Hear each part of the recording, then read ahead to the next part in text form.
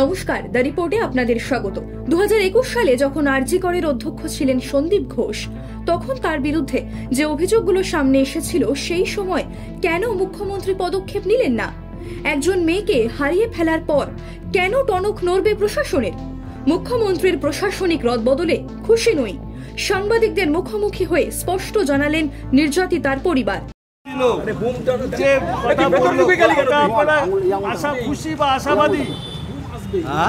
Supreme court আজকে যে রায় দিল, সুপ্রিম কোর্টের উপরে আমাদের 100% ভরসা বারবার বলছি, এবং তারা সঠিকভাবে আমাদের এই যে বিচার ব্যবস্থা ঠিকমতো চালিয়ে নিয়ে যাবেন এবং সবাইকে গাইড করে একটা সুষ্ঠু সমাধান করার চেষ্টা অবশ্যই করবেন। বলছি যে সুপ্রিম কোর্টের বিচারপতি, প্রধান বিচারপতি বারবার একটা কথাই বলছিলেন যে বাবা মার যে কথা, যে চিঠি আপনি দিয়েছেন, সেই চিঠিতে সূত্র আছে, গুরুত্ব দিতে বলেছে। শুনুন, এইটা বিচারাধীন বিষয়, তিনি যেটা ভালো মনে করেছেন তাই বলেছেন।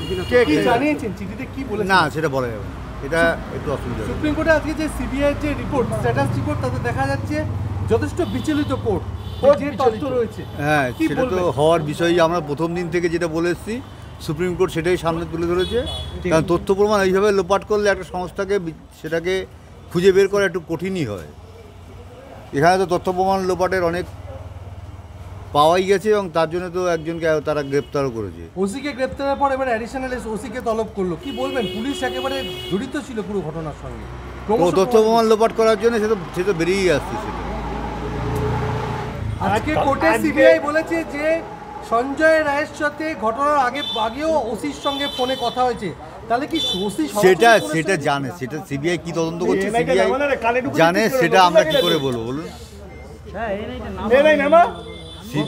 সিবিআই যা বলছে, সিবিআই এর কথা বলছে।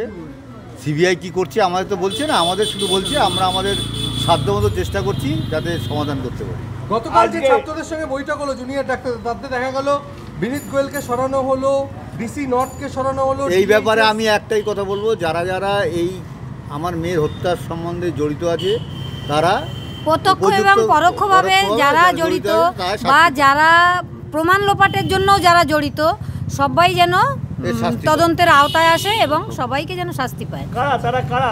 সে তো দেখতেই পাচ্ছেন আপনারা, কারা আস্তে আস্তে বেরোবে, ক্রমশ প্রকাশ। এগুলো তাড়াতাড়ি জানার চেষ্টা করলে কি করে? তারা ওসি বেরোলো, তারপরে আজকে জয়েন্ট সিটি, তাই তো? না, অ্যাডিশনাল ওসি। জানি না, সবাই যতজন জড়িত আছে সবাই যেন তদন্তের আওতায় আসে এবং সবাইকে যেন মানে আমরা তো ওই মুহূর্তে কাউকে চিন্তা সবাই যেন দোষী প্রমাণিত হয়ে সাজা পায়। কিন্তু দেখা যাচ্ছে আজকে সিবিআই যেটা শিয়ালদা করে বলেছে যে টালা থানার ওসি সঞ্জয় রায়ের সঙ্গে যোগাযোগ করছিল, তার সঞ্জয় রায় কি ওসি পাঠিয়েছিল? তাহলে এই সেটা এখন এটা কি করে জানবো? এটা সিবিআই তদন্ত করে দেখছে, অবশ্যই তার সঠিক রাস্তা দেখছে। জুনিয়র ডাক্তাররা এখনো সিদ্ধান্ত নেয়নি। আপনারা কি চাইছেন, যে তারা আন্দোলন তুলে নি? না, এটা এই ব্যাপারেও আমরা কিছু বলবো না। ওদের ওপর পূর্ণ আমাদের আস্থা আছে, এবং তাদের আমরা তো নিজেদের ছেলে মেয়ের মতনই মনে করছি।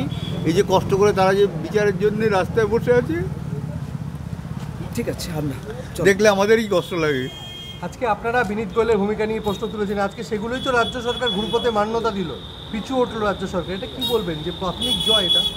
না, এটা জয়ের কি আছে? এটা জয় সেদিনই হবে যেদিন আমার মেয়ের আসল খুনিদের মানে ধরা যাবে এবং বিচার হবে, সেদিনই জয় হবে। সেদিন আমাদের জয়। কেউ বলছেন আজকে যে সুপ্রিম কোর্টের যে অগ্রণী ভূমিকা, মানে যে রায়, এবং মুখ্যমন্ত্রী তিনি যে প্রশাসনিক রদবদল করলেন, এতে কি আপনারা খুশি? আমাদের কিছুতে নেই। আমাদের খুশি হতো যদি আমাদের মেয়েটা ফেরত আসতো, সেটাই খুশি হতো। আমরা কোনো কিছুতে খুশি বা আনন্দের কোনো ব্যাপারই নেই। ব্যাপার একটাই, সুপ্রিম কোর্টে দেখাচ্ছে যে খুব উদ্বিগ্ন তারা মেয়েদের নিরাপত্তা নিয়ে কর্মস্থলে। সেটা আজকে একটা ঘটনা পূর্ব বর্ধমানে দেখতে পাচ্ছেন আপনি। আজকে একটা মেয়েকে আমি হারিয়ে ফেলেছি, তারপরে ওনাদের টনক নড়বে? ওনারা যদি 2021 সালে যখন সন্দীপ ঘোষের বিরুদ্ধে অনেক অভিযোগ ছিল, তখন যদি মুখ্যমন্ত্রী এই পদক্ষেপটা নিতেন, আজকে আমার কল ফাঁকা হতো না, আমার মেয়েটা হারিয়ে যেত না।